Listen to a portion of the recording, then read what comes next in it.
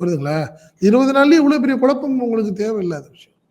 இப்ப இதனால பாதிக்கப்பட்டு நிக்கிறாரு. இப்ப புதுக்கோட்டை விஜயபாஸ்கர்லாம் எடுத்துக்கிட்டீங்கன்னா, அவர் டிவிக்கே போணும்னு முடிவு பண்ணிட்டாரு. அதான் உண்மை. டிவிக்கே போணும்னு முடிவு பண்ணிட்டாரு. காரணம் என்னன்னா, இந்த 25 எம்எல்ஏக்கள் விஷயத்துல அவர் தான் ஃபர்ஸ்ட்டு இனிஷியேட் பண்ணி விஜய பார்க்குறாரு, பேசுறாரு. அவர் தான் கன்வின்ஸ் பண்றாரு சி.வி. சண்முகத்த, வேலுமணியெல்லாம்னு வச்சுங்க. பட் அவர் போலாமான்னு நினைக்கும்போது, இப்போ ஒரு பெரிய சிக்கல பிஜேபி ஒரு செக் வைக்குது விஜய்ட்ட.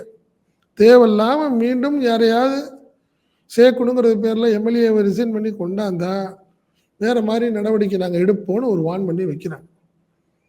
விஜய் அசாத்திய தைரியத்துல பார்க்கறது என்ன வேணாலும் பண்ணிக்கங்கன்னு சொல்லிட்டு வர அந்த அளவுக்கு தைரியமான ஆளா அவரு?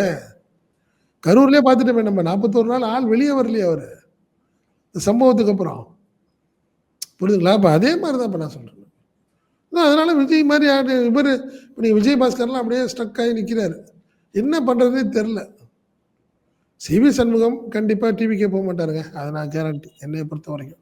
அவருடைய சீனியாரிட்டிக்கு அந்த கட்சிக்கு முடியாதுங்கிறது அவர் மனதில இருக்காரு. அவர் ஒண்ணு ஏடிஎம்கேல அப்படியே ரிட்டர்ன் ஆகி போவார்.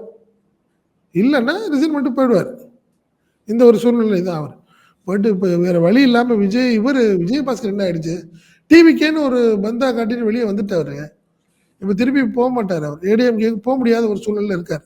எடப்பாடி முகத்த போய் பார்க்க முடியாது.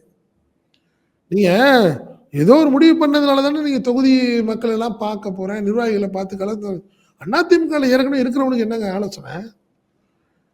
என்னத்துக்கு தொகுதியில மக்கள சந்திச்சு நான் வந்து கருத்து கேட்க போறேங்கிறதுக்கு அதிமுக தான் நீ கேட்க போறேன். ஏன் நீ எடப்பாடி பழனிசாமிய ஏத்துக்கிட்டேங்கிற உங்களுக்கு என்னத்துக்கு ஆலோசனைன்னு கேட்கிறேன் நான். தேவையில்ல. அப்ப நீங்க வேற ஏதோ ஒரு முடிவு எடுத்துட்டீங்க.